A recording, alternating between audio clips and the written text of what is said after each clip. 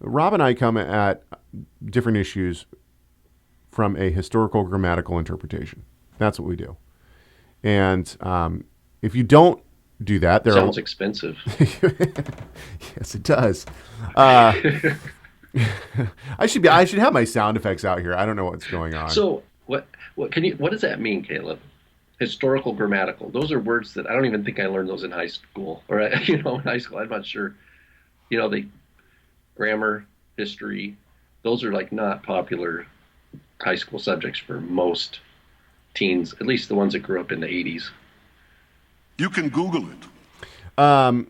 What it means is that in terms of historical, we have to look at things, look at writings, and look at the Bible in its historical context. I'm sorry, in its historical context. So history means things happen over time, and there's things that develop, things that change, and it means that when we look at one historical situation and another, we recognize that there's a timeline, right? Just like the histories in the Tanakh, like the story of the book of First and Second Samuel, First and Second Kings, First and Second Chronicles, or the story of the patriarchs.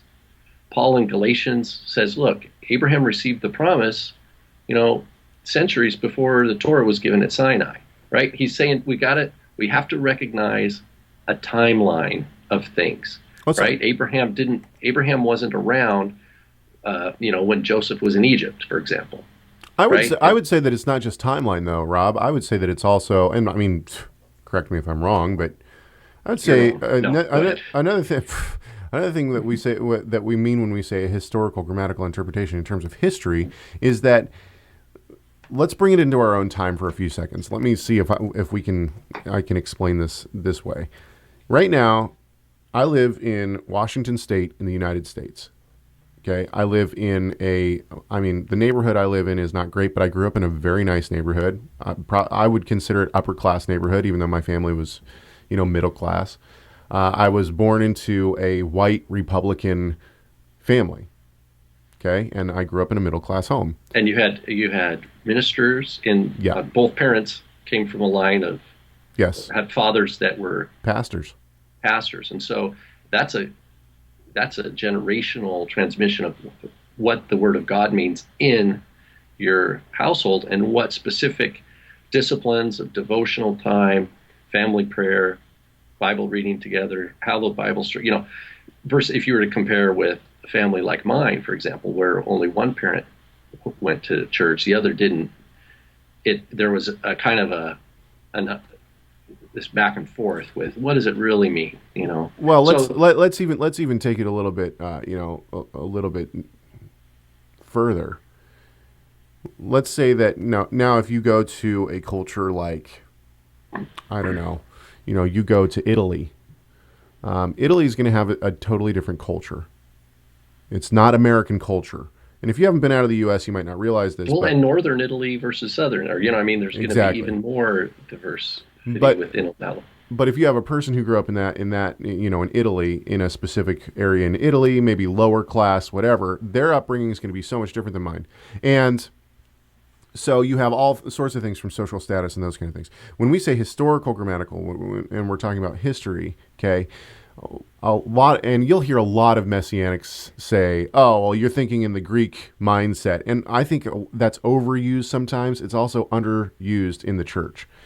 What a lot of people in the church think is, "Oh, well, Jesus grew up going to church every day, or every Sunday, and he sang in the choir." And his mom was the organist, those kind of. He went to Sunday school, those kind of things, and that's not taking into consideration the historical. He kept Easter and Christmas. Yeah, exactly. That's not taking into consideration the historical surroundings of Yeshua at his time. He grew up in a Jewish home. He went to synagogue on Shabbat, and we can't think of synagogue like it is today. He didn't go to the Chabad house down the street on Shabbat and daven with the Chabadniks. That's not how it worked. And if you don't know what that means, I apologize, but it's just an Orthodox synagogue. What a synagogue back then looked like, as opposed to what it did today, is probably very drastically different, and we can talk about, we can try to study and whatnot, what the synagogue might have looked like in that time. And it seems as though we had a lot of home congregations and those kind of things. We did have synagogues for sure in terms of the actual buildings and structures and whatnot, but it definitely looked a lot different than it does today. And so anyway, that's all to say that when we say historical grammatical, in terms of the history side of things, that's what we're talking about when we say historical. When we talk about grammatical, for a historical grammatical interpretation, grammatical is different. Grammatical takes into account the actual words, the paleography, all of the things on the page, the way that the words are used, the specific words themselves, all those things. So my father, Tim Hague, constantly says, words don't have meaning, meaning has words. And what that means is that as I'm speaking right now, I have an intended meaning that I'm given to each one of these words.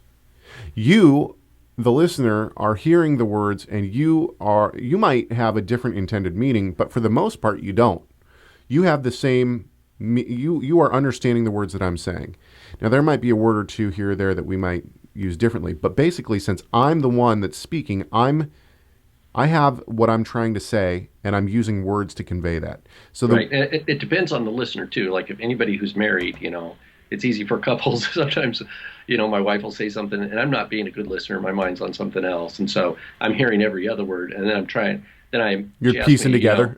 What did I say? And I'm trying to piece it together. When in fact, but that's on me for not being a good listener. So that's the other side. That's the other side to what.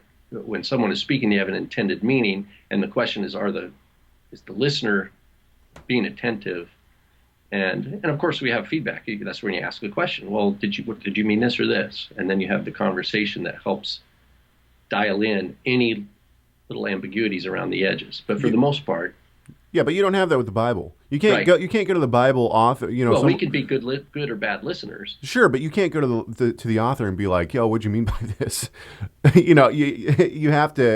You have to now be a good historian, a good researcher to find out what was going on, what the words meant predominantly in those times, how they were used. That's one of the things that we try to do, and you'll hear a lot of Messianics try to do that. They'll say, "Oh, well, this word was used this way, and this word was used that way." But a lot of the time, people don't actually do the hard work of trying to figure out exactly what those words meant, because basically what they're doing is they're resting on other work. They're solely resting on one work. And a lot of our listeners already know that about some of what we say about that. We're going to get into that.